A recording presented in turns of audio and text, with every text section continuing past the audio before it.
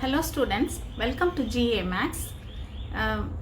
உங்கள் டெக்ஸ்ட்புக்கில் chapter 8 vector algebra அந்த சாப்டரில் Parallelogram Law of Addition அப்படின்னு ஒன்று இருக்குது. அதை நம்ம இப்போ பார்க்க போகிறோம்.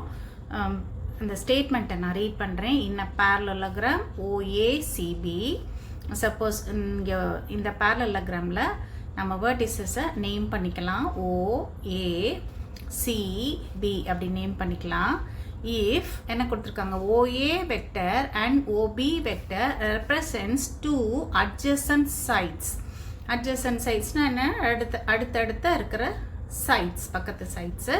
So this is OA vector and this is OB vector, right? Then என்ன நமக்கு சொல்றாங்க, diagonal OC represents their sum. diagonal OC னா என்னது, நம்ம ஒரு diagonal இதுக்கு வரைஞ்சிக்கலாம் இந்த parallelogramக்கு. So this will be the diagonal OC. This represents their sum. Their sum னா என்னது, the sum of OA vector and OB vector. So இதை நம்ம எப்படி எடுத்தலாம் அப்படின்னா, the diagonal OC vector is equal to sum of the adjacent sides OA vector and BA vector. So OC vector is equal to OA vector plus OB vector.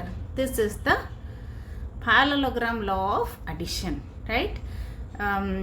Where this OA and OA vector and OB vector are the adjacent sides and this OC vector is the diagonal of the parallelogram.